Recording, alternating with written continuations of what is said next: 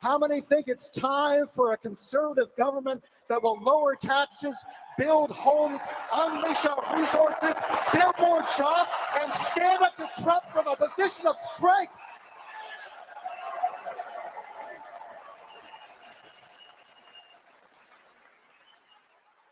Well, I've got good news for you, because there is someone here tonight that is going to lead the change that Canada needs. His name is Pierre Poilievre.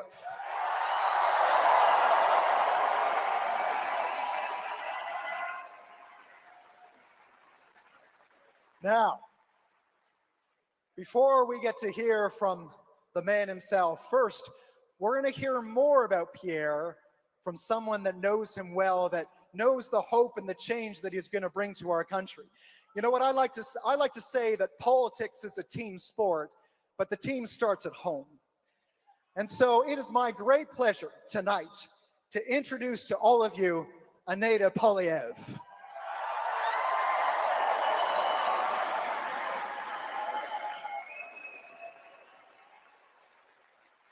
Now, some of you may know Aneta, she's an entrepreneur. She's a passionate advocate against human trafficking. She's a staunch supporter of women's empowerment. Born in Venezuela, raised in Montreal, she moved to Ottawa in 2006, and she met her future husband, Pierre Poilievre, in 2012, and they were married in 2017. An active member of the conservative movement, she's the driving force behind conservative merch. She is Pierre's #1 supporter. In 2024, she launched Their Stories Matter, an online platform dedicated to giving a voice to survivors of human trafficking. Come on, how awesome is that? It's amazing. Aneta is committed to supporting women and elevating them through her online magazine, Pretty and Smart Co., and her Lead Her Forward initiative, which seeks to pay it forward by inspiring, connecting, and elevating women. But she will tell you that her greatest accomplishments and her most important role is as a supportive wife and being a proud mother of Valentina and Cruz. So, ladies and gentlemen, without further ado, would you join me in giving the biggest Kingston welcome to Aneta Poilievre?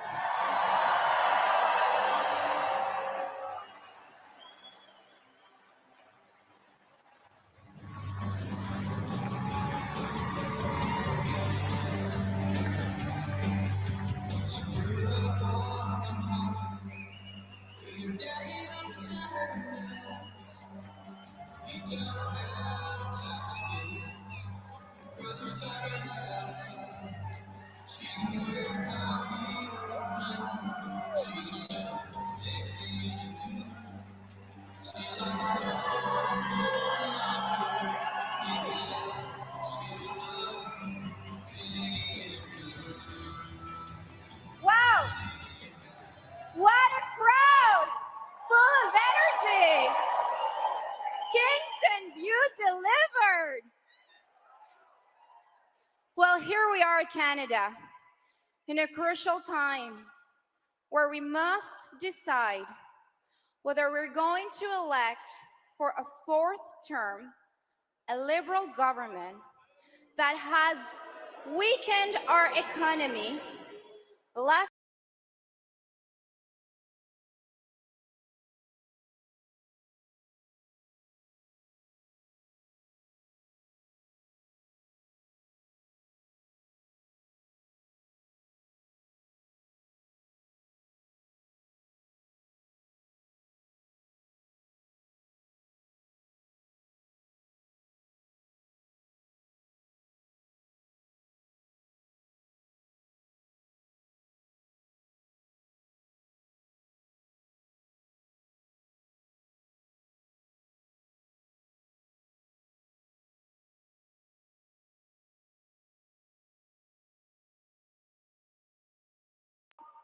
is something vulnerable, something honorable to do.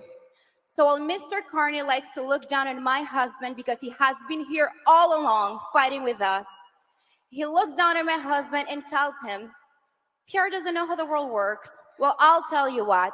My husband knows how Canada works and how to make Canada work for all of us.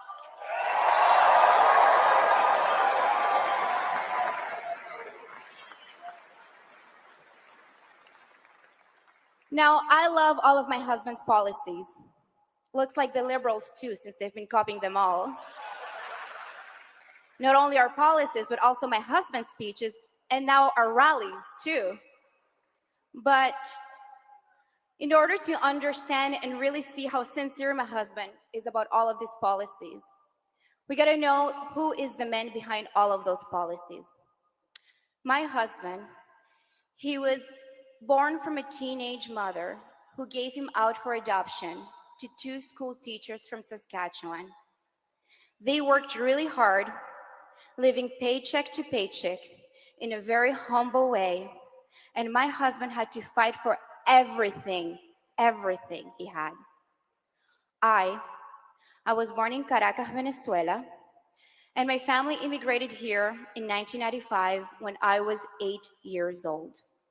We lived in a small basement apartment in the east end of Montreal. My father's first job was to collect fruits and vegetables because that's all he could do. He didn't speak the language. Eventually, he had 3 minimum wage jobs just so that he can feed our family. By the time that I was 17, I had moved out of my house and become fully financially independent. When I turned 19, I left Montreal, moved to Ottawa. I took a student loan so I can put myself through university at the same time that I was working full-time so that I can pay rent and food. I did all of that, and by the time that I was 25, a few months before I met Pierre, I had saved enough money, $25,000, to put a down payment on a small townhouse, a 2-bedroom townhouse in the east side of Ottawa. $230,000 at the time.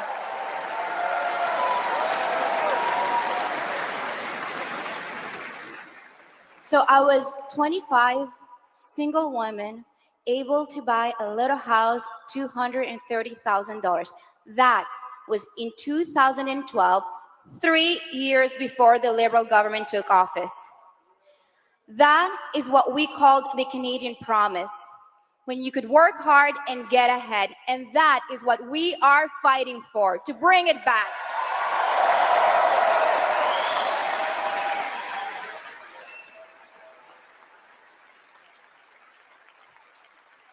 So my family and I, we truly understand what's going on.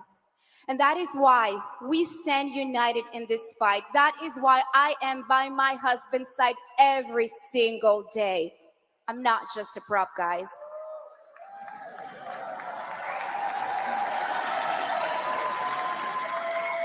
So, ladies and gentlemen, life was not this like that before Trudeau and Carney, and it doesn't have to be this way. There is hope on the way. That is why it is my pleasure to share with you my husband, the next Prime Minister of Canada, Pierre Poilievre.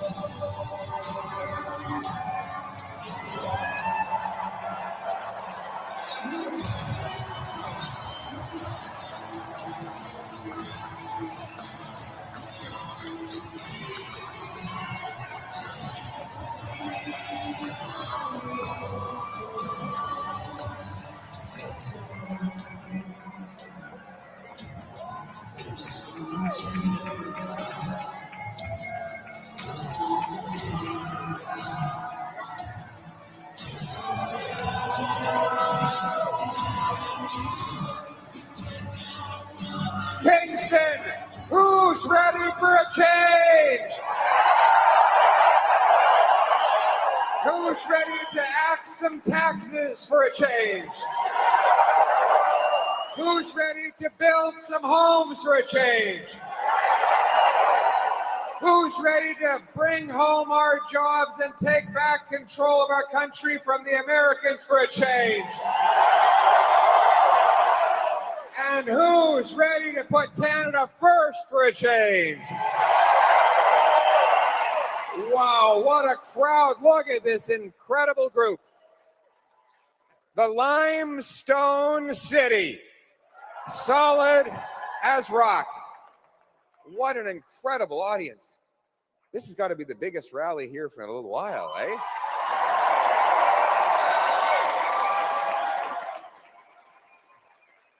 Who thinks we should put up a big, beautiful statue in every city in this country honoring John A. Macdonald?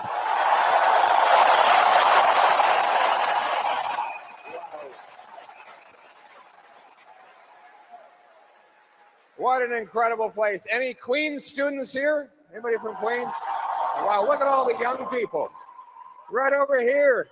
The youth are with us. I remember when that wasn't always the case. Back in my university days, I spent a few nights on couches, beaten up old couches at Queen's University residence with friends of mine who went there. I don't remember any of them, but they were great days, great memories. And those were days of phenomenal promise. We were coming through university, we were in our 20s, but we knew that, we'd come out of school with a little bit of debt. All of us took on a student loan, but we knew that we'd get out, get a job, and before long, we'd have a house, a beautiful little place to start out like the one that Anna just described, in a safe neighborhood, surrounded by friendly neighbors. That was the Canadian promise. Remember that promise? Where anyone from anywhere could do anything, where hard work got you a great life, on a safe neighborhood, in a beautiful home, under our proud flag. That's the promise that brought so many millions of people from around the world to call Canada home. But after, my friends,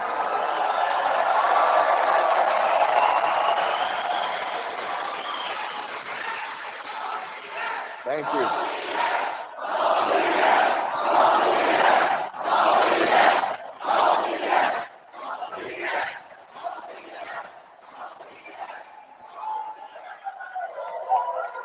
That's the great Canadian promise that brought us all to this country. It's the great Canadian promise that we are going to bring home because, my friends, hope and change are on the way.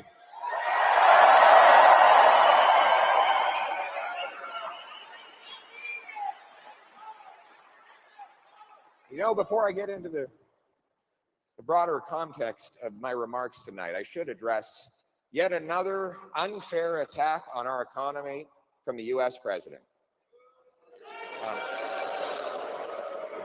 In addition to unfair and counterproductive tariffs on our aluminum and steel, Now President Trump is going after our auto workers. After, for decades, workers on both sides of the border locked arms to build the greatest auto sector in the world, the president is betraying America's closest friend and attacking our economy, proving once again that Canada must end its era of overdependence and weakness. We must be an economic fortress that can defend itself, that can stand up for its own people and put Canada first.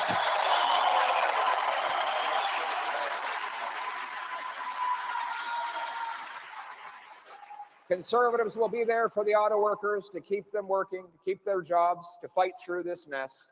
We will push hard to put an end to these tariffs and get a quick but fair deal that protects our sovereignty, knocks down all the tariffs, and allows us to rebuild our military so that we can be a true sovereign nation.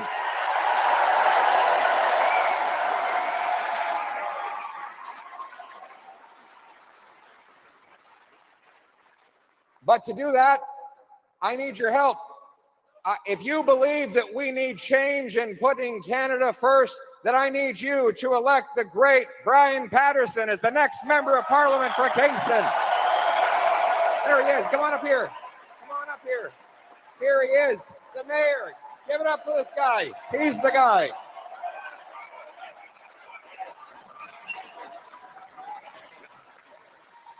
Three-term mayor, known for cutting red tape, keeping costs down, running a tight ship, standing up for his people, always being there. The man who answers the phone and returns his calls and puts the people first. He is someone who will always remember that his job is to fight for Kingston in Ottawa, not for Ottawa in Kingston.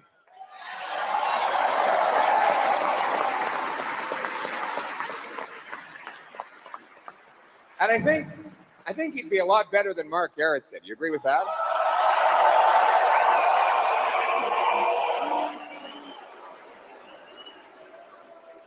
So Mark Garrettson reminds me of he's been trying desperately to get in cabinet for a decade. He would literally say anything to try and win the favor of Justin Trudeau. Defended doubling housing costs, the rampant crime on our streets, decriminalization of crack, heroin, cutbacks to our military, disrespect of our veterans, blocking pipelines and shutting down our economic independence. He defended it all so that he could get a seat at the cabinet table, and it never happened. He reminds me a little bit of the politician who was desperate to get in the Senate in the era of John A. Yeah, have a seat, relax, stay a while. Take a load off.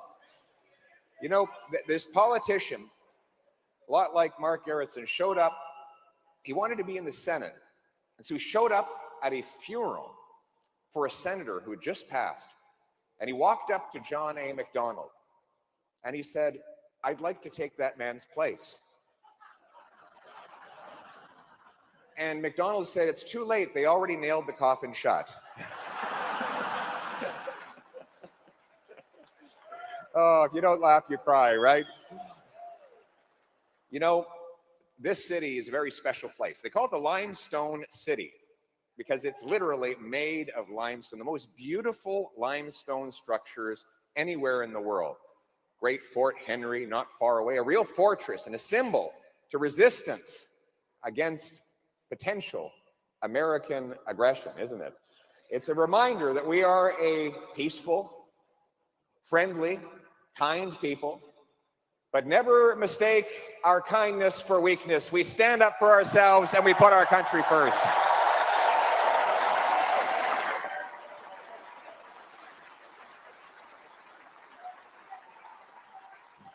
As John A. Macdonald said, "Whatever you do, adhere to the Union. We are a great country and shall become one of the greatest in the universe if we preserve it." And so we must work every day and in every way, not just to preserve the country that we have, but to the promise that it has made to each and every one of us. That's the two-way street that the Canadian promise represents. Yes, you get the promise made to you that hard work will get you a great life and that you can do anything you want. But in exchange, you have to stand up and fight to make sure that promise is available to everyone else. The promise was made to me when I was born to a 16-year-old single mom who put me up for adoption to 2 school teachers. And they taught me that it didn't matter where I started, I could climb to the tops of the tallest peaks if I worked hard at it. It's the same promise made to my wife when she came here as a refugee.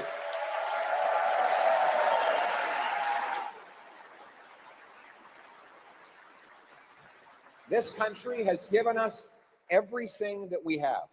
And we, our family, believes we owe it to the country to give back, to fight for the country that we inherited from those who came before us. That ultimately is what the Great Limestone represents. It doesn't fade away. It resists the harsh elements. It can even stop cannonballs. It is so solid. It's like a fortress. And that is the nature of our country. We must become an economic fortress capable of standing our ground and protecting our future.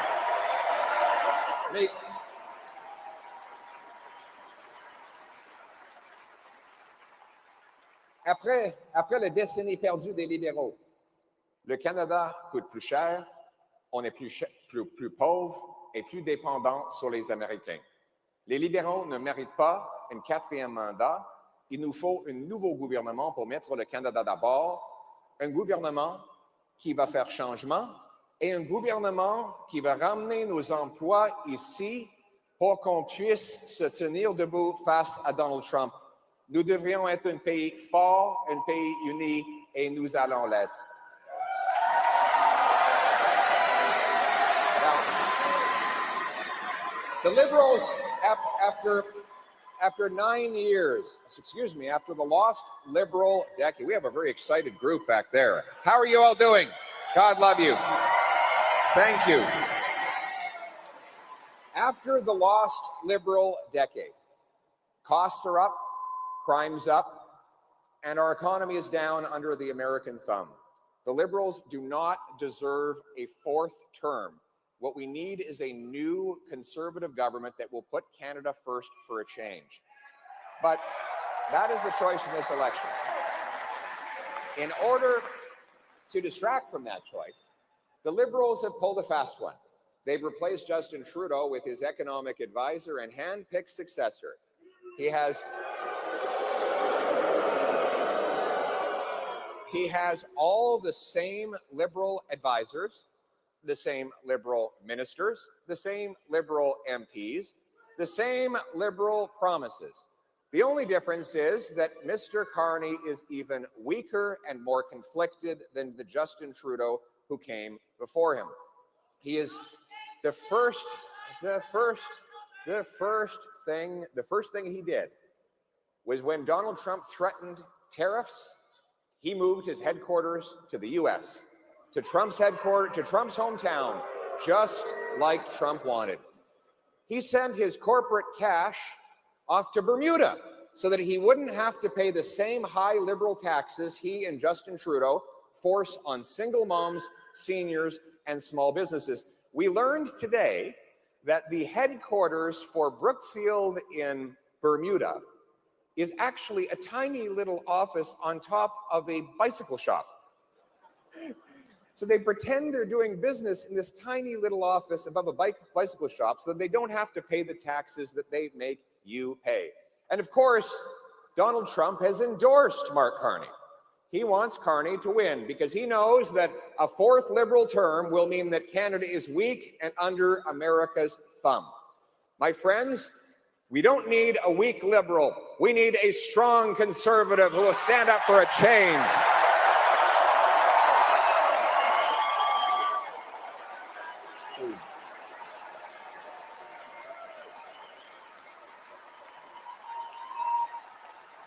Thank you. Thank you. And it starts with a bring it home economic plan.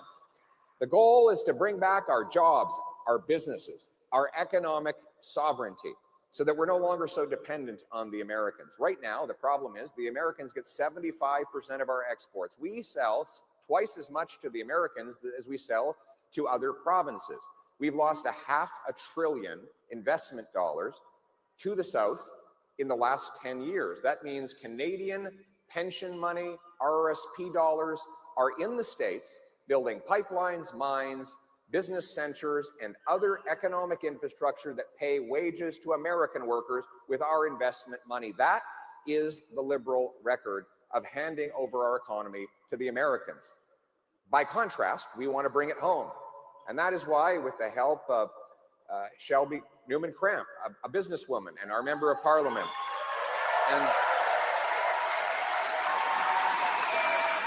and Ryan Williams, also a hotel owner from Belleville.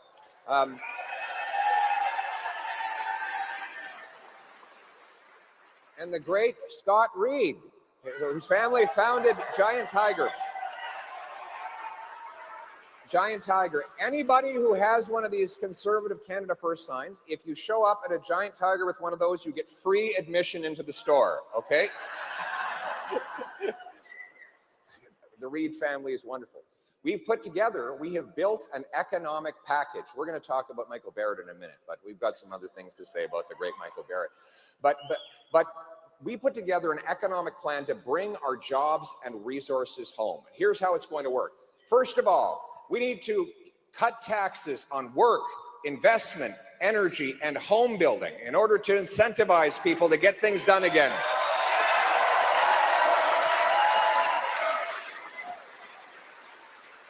So let's start with income tax. What is income tax? It's the fine you pay for the crime of working hard. You get out of bed in the morning, you put in long hours, and the more you work, the more pain you suffer. You know, the beatings will continue until morale improves, as they said in one movie once. There's a great meme of a kid in a park with his dad, and the kid's bawling his eyes out after having asked, "What is an income tax form?" And dad says, "Well, it's just like your report card at school, except the opposite. The harder you work, the more you get punished." And so we wonder why a lot of people choose not to take that extra shift, work that extra hour, get that bonus or promotion. We want this to be a country that rewards hard work again. And that is why we will cut income taxes by 15% for a change.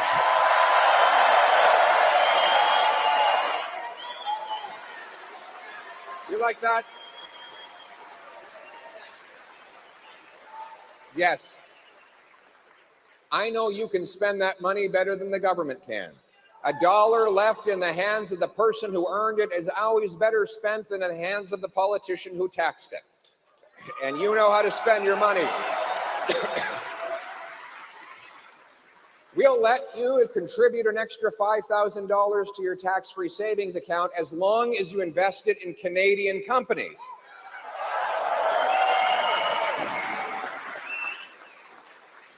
And then there's the carbon tax. Mark Carney must think that Canadians are really stupid. So Liberals passed the carbon tax, charged it to you for 7 years. They increased it, passed a law, which is still in place, to increase the tax over the next 5 years up to 61 cents a liter. And then, leaving that law in place, just a few days before the election, they decide to hide it from the gas pump in the hopes that you'll forget that it was ever there, re-elect them so that they can put the tax back on and raise it higher than ever. On top of that, Mr. Carney says he wants a big industrial carbon tax on our steel, aluminum, and our big automakers. So let's get this straight. Donald Trump and Mark Carney agree. Both of them want to tax Canadian industry. Trump wants to do it with tariffs. Carney wants to do it with carbon taxes. I want neither. I will axe the tax for everyone, for everything, for real, for good, for a change.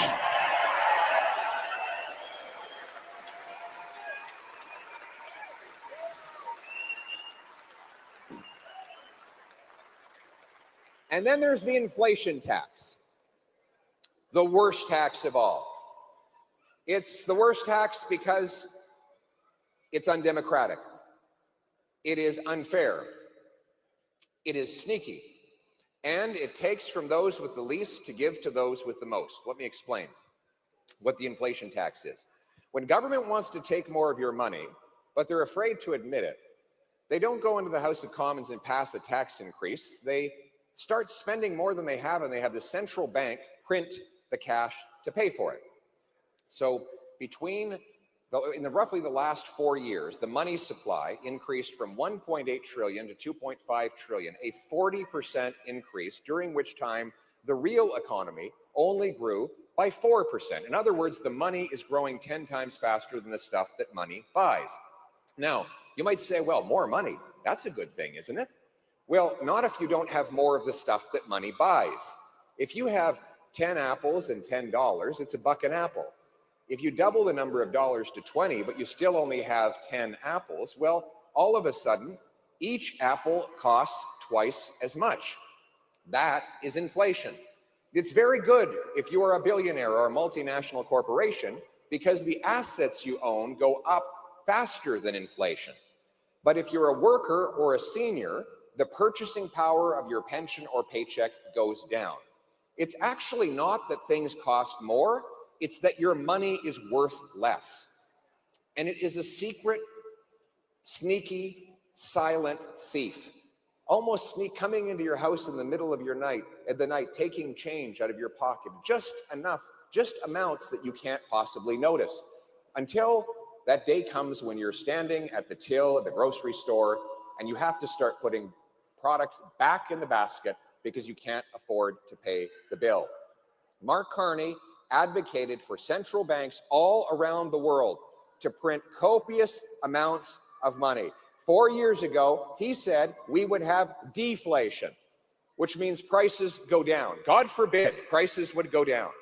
And that is why he advised Trudeau to print cash, causing the inflation crisis that we see today. That is only the symptom. The cause is overspending by government. We need to get government spending under control. We will cut bureaucracy, consultants. We will cut back on handouts to corporate insiders.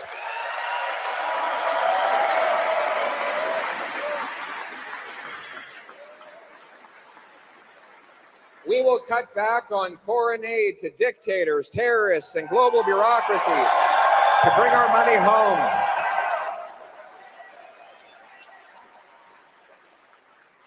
And we will pass a dollar-for-dollar law requiring we find $1 of savings for every new dollar of spending. Single moms, small businesses, and seniors make those trade-offs every day. You've been pinching your pennies long enough. It's time for the government to start pinching its pennies too.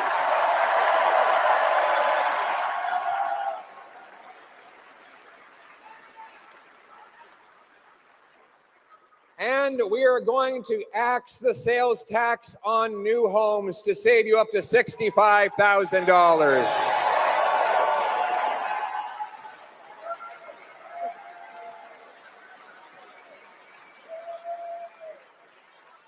In short, the choice in this election, after the lost liberal decade of rising taxes and inflation, they do not deserve a fourth term. We need a new conservative government that will cut taxes and stop inflation for a change.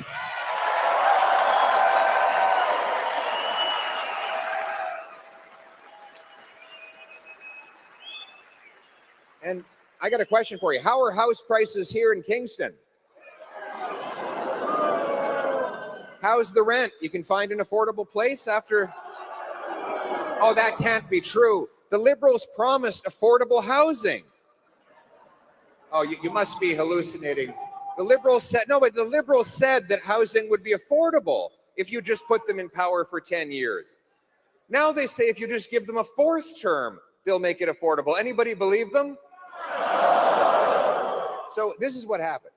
Liberals drove up housing costs with out of control money printing and immigration to drive up demand, while they funded bureaucracy that blocked home building, that suppressed supply. You have vastly more demand, you have no more supply, you have much higher prices. And that is how we got into this mess during the lost Liberal decade.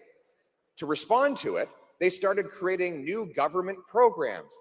They said if we just had bigger bureaucracies in Ottawa, that somehow housing would become more affordable for the people in Kingston and Calgary and everywhere else. Well, surprise, bureaucrats don't build homes. We need people who actually build houses, not building bureaucratic office spaces in Ottawa. Well, what is Mr. Carney proposing now? Get this, the exact same thing as Justin Trudeau on housing, but on steroids. He wants a $35 billion government home building corporation that will, what he says, build prefab homes with no parking spots. Because of course they don't want you to drive. You know, you'll own nothing and be happy. So if you elect the Liberals, the hope is that one day they'll make you a tiny prefab home with no parking space that they will own and you will rent from the government. Does that sound like a bright future to you? No.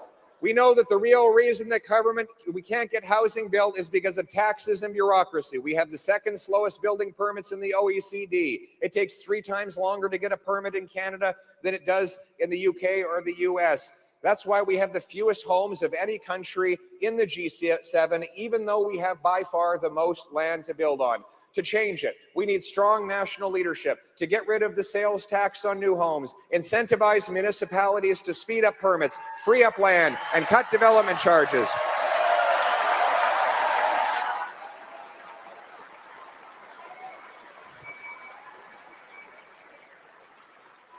We're going to sell off 6,000 federal buildings and thousands of acres of federal land to build new homes. And most important of all, we are going to have the boots, not suits, to build the homes we need.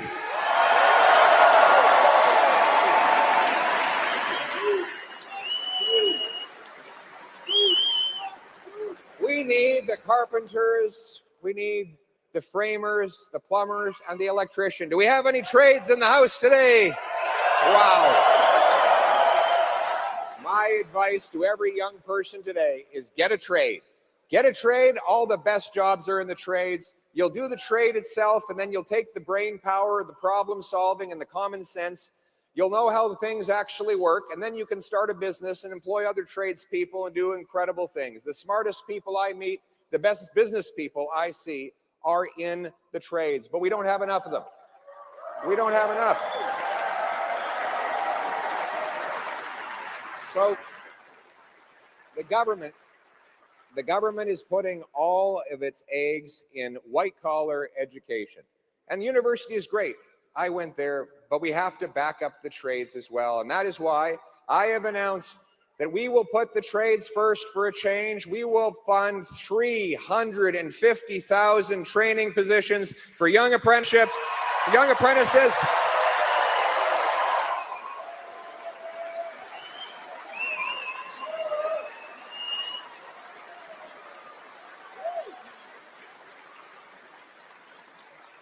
Young apprentices, we're going to bring back the $4,000 apprenticeship grant to help low-income apprentices pay their bills. We'll make sure that you get the income support you need while you get yourself off the ground as you're learning those skills. We'll partner with our great building trades unions. Did you see the unions that have come out to support the Conservatives? Isn't that amazing? I love the building trades union. Did I tell you that I'm actually doing an apprenticeship myself right now on the side? Yeah, for cabinet making. It's going to be a great cabinet, much better than the cabinet we have right now.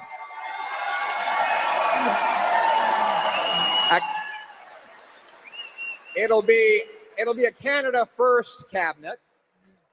It'll be built with maple wood, maple leaves everywhere. But you know, I'm also going to give a big, beautiful present to every high school principal. I know that education is provincial, but there's nothing in the British North American Act, Scott can correct me if I'm wrong, that says that we can't send a present from the Prime Minister to the principal. It's going to be a big box. It's going to be the size of this entire stage. In it will be a module for every single licensed trade so we can get teenagers in pre-apprenticeship starting at age 14. Wouldn't that be awesome? Wouldn't that be awesome? Get a trade.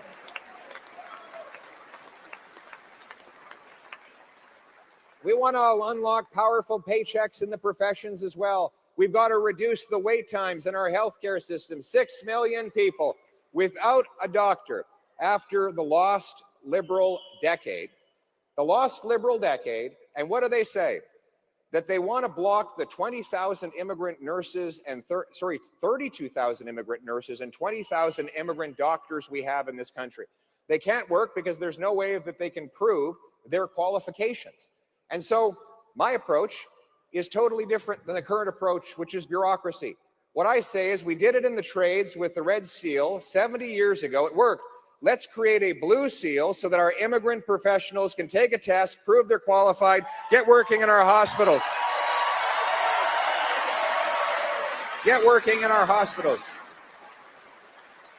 But we need to bring home powerful paychecks that will make our economy economically independent and self-reliant. That means unleashing the production of Canadian resources.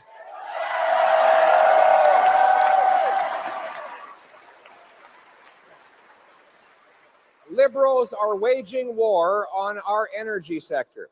Their radical keep it in the ground ideology was bad under Trudeau. It will be worse under Carney. He literally said that Canada should keep 80% of its oil reserves in the ground.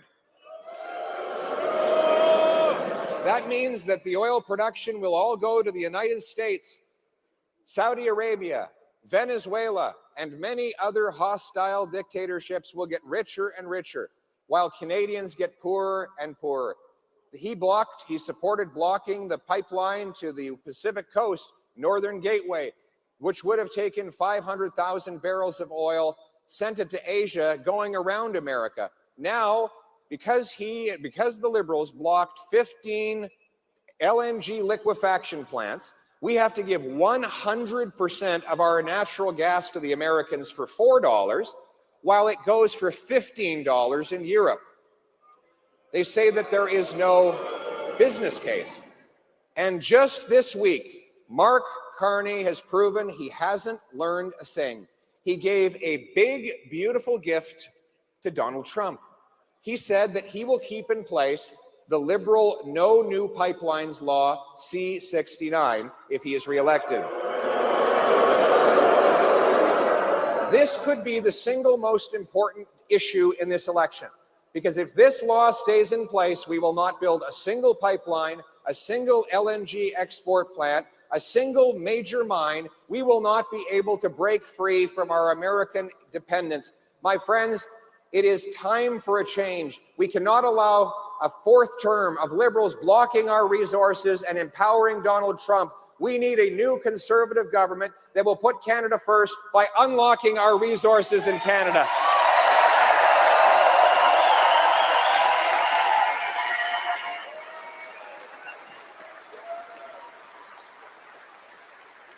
We will repeal, the energy companies have come forward with 5 clear demands. 1, they need us to repeal C-69, the No New Pipelines Law. I say yes.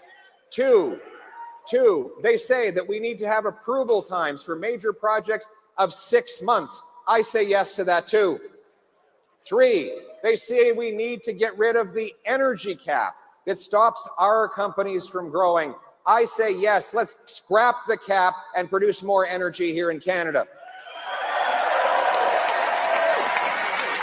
They say that we need to get rid of the industrial carbon tax. I've said yes to that. And they say we need to partner with First Nations to allow them to invest in, profit from, and gain paychecks through new resource projects. I say yes to that too. My friends, we are going to unlock Canada as an energy superpower under a Canada First government.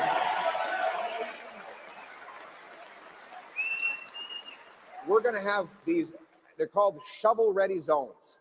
We will look at areas that are perfectly cut out for mines, pipelines, LNG plants, and we'll grant the permits in advance with clear specifications and standards so businesses know exactly what they will have to do and they can just get started. My goal is to build pipelines Canadian pipelines with Canadian steel to deliver Canadian energy to ourselves and to world markets, to approve natural gas liquefaction plants so we can ship our gas overseas, breaking Asian dependence on dirty coal and breaking European dependence on Putin, but more important than any of that, breaking our dependence on the American energy market.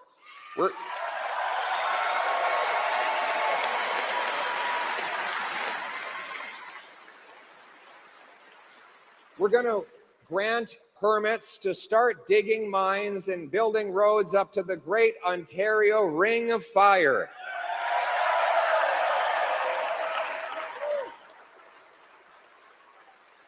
By unlocking these resources, we will be strong, self-reliant. We will generate $200,000 and $300,000 a year paychecks, for annual paychecks for our trades workers, countless other jobs for the small businesses that will support them in restaurants and hotels and others. The great thing about all of this is that it doesn't depend on the Americans for anything. These are critical minerals that we can sell all around the world without going through the United States. This is our key to economic independence and to you bringing more paychecks home to your family.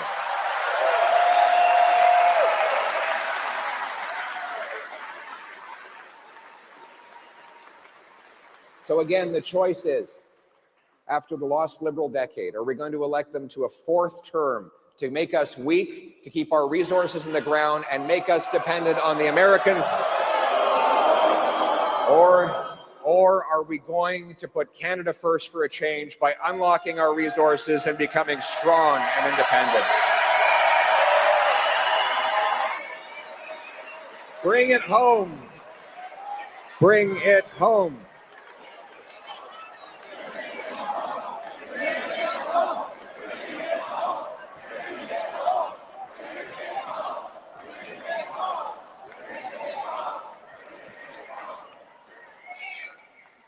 You know what else we're going to bring home? We're going to bring home safety to our streets. We will stop the crime for a change. After the lost Liberal decade of catch and release, hug a thug policies, crime is running rampant in our streets. Violent crime up 50%, gun crime up 116%, hate crime up 250%, crimes against children and women up almost 100%. Human trafficking has nearly doubled. Drug overdoses have tripled under this radical liberalization of drugs. The good news is we don't have a lot of criminals in Canada. The bad news is they're very productive. We have a very small number of criminals doing a phenomenal amount of crime, but they're continually released on the streets again and again and again. You hear what happened in Ottawa the other day? We had a criminal walked up to a guy, pulled a gun and said, "Give me all your money." The guy said, "Wait a second, do you know who I am? I'm Justin Trudeau." And the criminal said, "Well, in that case, give me all my money." But joking aside,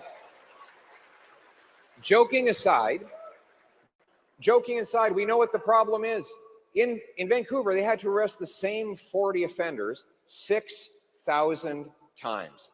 That means each offender was arrested every 2 days. You basically have to be doing crime all day, every day, if you're going to get caught every second day. I mean, and these guys don't have benefits. They're not unionized. They do get room and board. They come in and they go out. It's like the Hotel California. They check out, but they never really leave, right? But that's what we need to change. This is as a result of Liberal catch and release law C-75, which requires judges release offenders at, quote, the earliest opportunity under, quote, the least stringent conditions. And so we're going to repeal catch and release and bring in jail, not bail, for repeat violent offenders.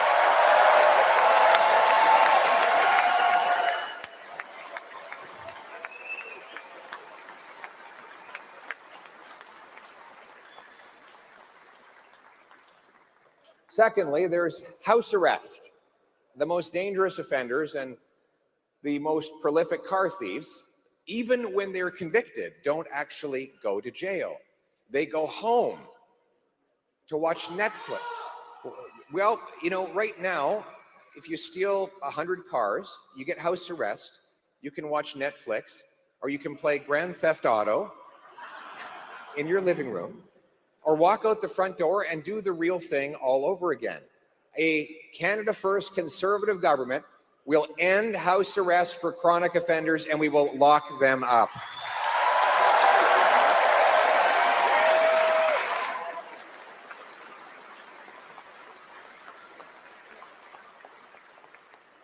And we will repeal C-83, the law that allows Paul Bernardo to go out of a maximum security penitentiary. He's going back to maximum penitentiary. He'll never get out of jail.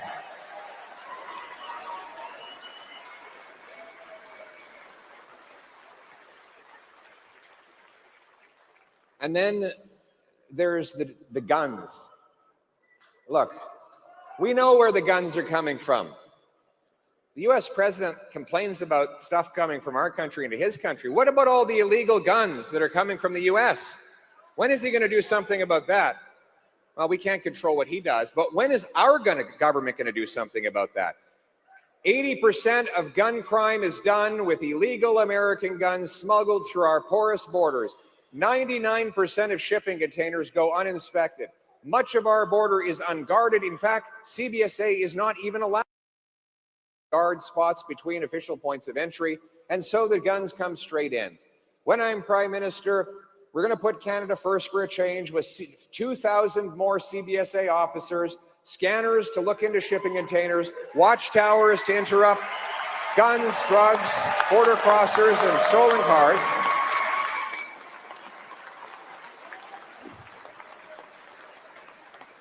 And we will pay for it by canceling the ridiculous multi-billion-dollar gun grab against law-abiding citizens.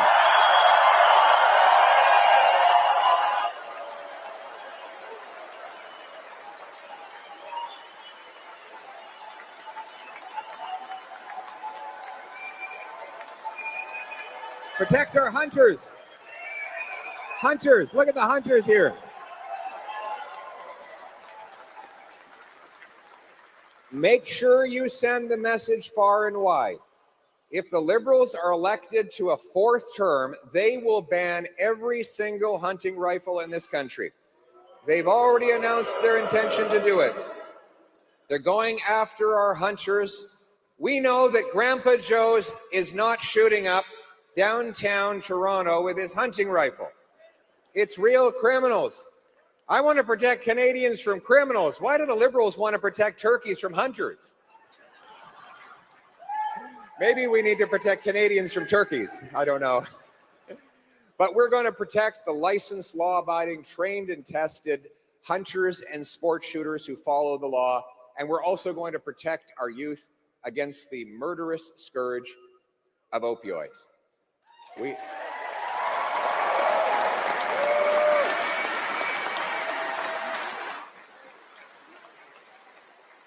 Not a day goes by that I do not meet a parent or a loved one who has lost someone dear to them to this terrible poison. Fentanyl is 100 times more powerful than heroin. 40 milligrams is enough to kill 20 people. We've lost 50,000 Canadians over the last decade, more than died fighting for Canada in the Second World War. The radical liberalization of drugs under this Carney-Trudeau government is largely to blame. Not only have they left our borders open to these drugs, but they have told prosecutors not to go after possession. They have decriminalized heroin, crack, cocaine, fentanyl in British Columbia in partnership with that BC government. They literally hand out opioids paid for by your tax dollars. They sanction drug consumption sites in our communities, once tranquil communities. My friends, we will take a completely different approach. We will stop the drugs for a change. We will ban hard drugs. We will bring in life sentences for fentanyl kingpins.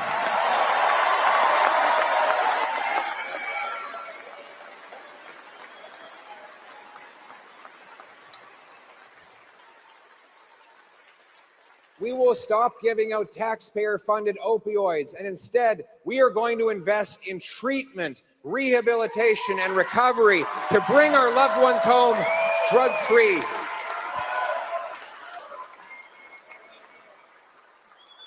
These recovery centers are incredible. I was at one called House in Atlantic, Canada recently. There's also another Harvest House in Ottawa. Have you been? You work there? We have the president of Harvest House. Give it up to a great hero. I love Harvest House. Thank you. If you're looking for a great charity to support Harvest House. They took over an abandoned schoolhouse. They bring men with addictions to come and live there for 90 days, 100 days, 365 days. They cleanse their souls. They heal their bodies, they break the addiction, they provide counseling, detox, group therapy, physical exercise, job preparation. They get them off into homes. They reconnect them with their families. They remind us all that hope is always possible, that redemption is just around the corner. If you're out there, have hope, hang on, help is on the way.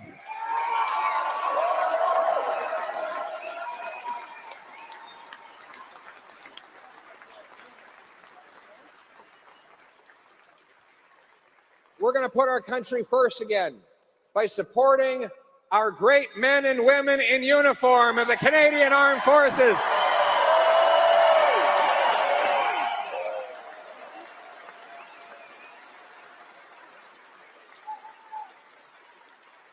I'm so proud to have the great Michael Barrett, a military veteran, a former reservist, right? Reg Force member. He was a Reg Force member. I thought you were a reservist. Even more impressive than I thought. This guy gets better each day. Our corruption buster in Parliament was actually a regular force member in the armed forces. What was your regiment again? I was a lineman with 1 SIGs, trained here at CFB Kingston.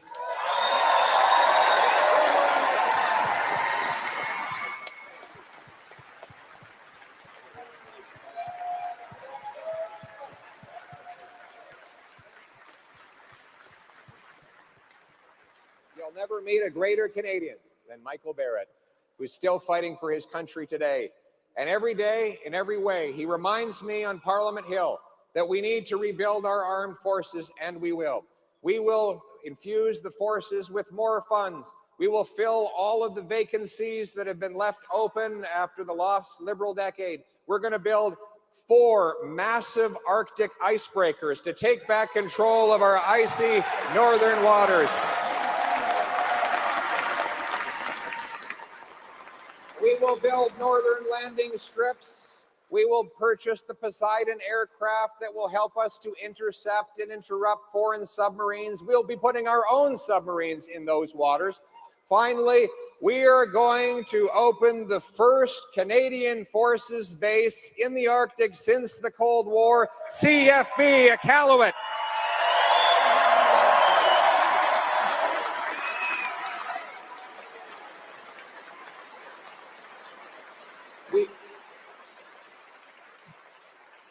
And our soldiers, sailors, and airmen will be driven by a warrior culture, not a woke culture.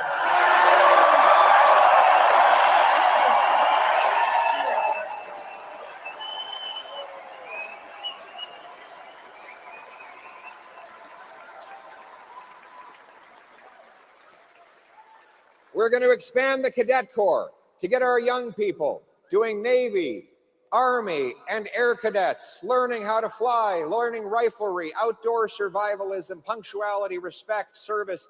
We'll send them on exchanges across the country so that a young person from, say, Toronto could go up and in bed with the Arctic Rangers and learn thousands of years of Inuit knowledge on surviving and surveilling in the North. This is how we bring our young people together in a spirit of service and patriotism. and unite our country. After the lost Liberal decade, which has sought to denigrate our history and disrespect our veterans, we were going to uphold our proud history and our armed forces to bring our country together around a spirit of patriotism.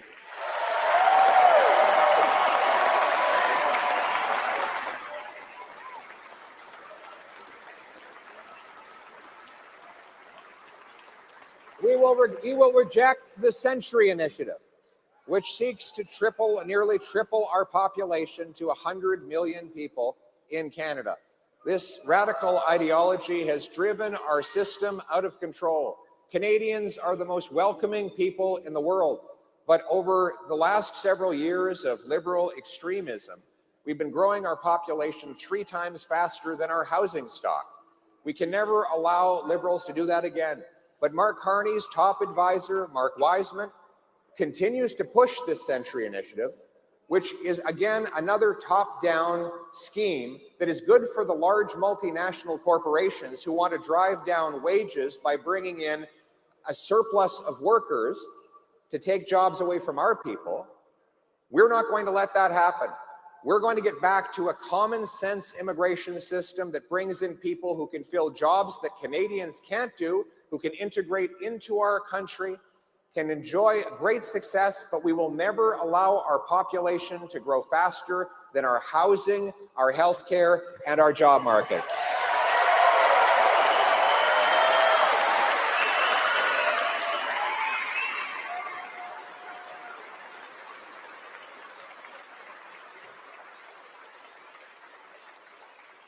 And we will put our country first.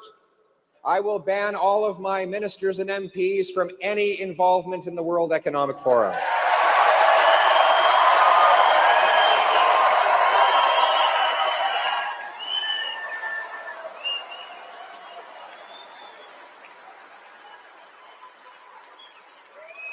We'll uphold our history again.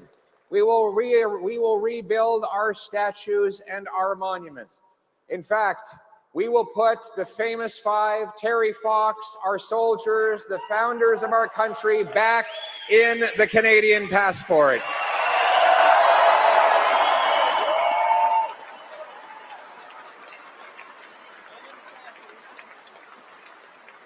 We will be a nation of people who trade with each other, harvest our resources, build homes for our youth, protect our vulnerable, secure our border, rebuild our military, renew our freedom, and raise our flag. We will be a nation, we are a nation not of tax collectors and toll masters, of gatekeepers and grandees, of rule makers and rulers. No, we are a nation of entrepreneurs and explorers, of artists and adventurers, of workers and warriors, of pioneers and patriots.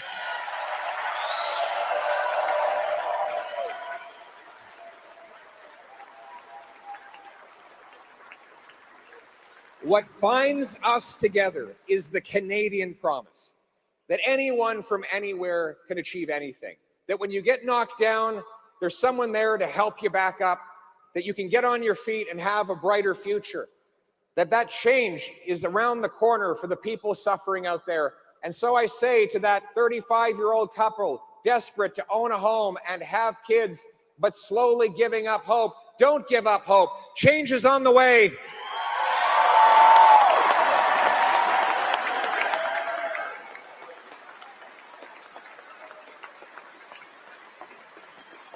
To the elderly couple choosing between eating and heating, have hope.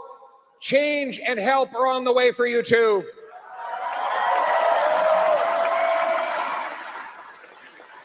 To the family of a loved one afflicted by addiction, hang in there. We're going to fight for your child. We're going to get them back on their feet, and they're going to have a bright future because change is on the way for your daughter too.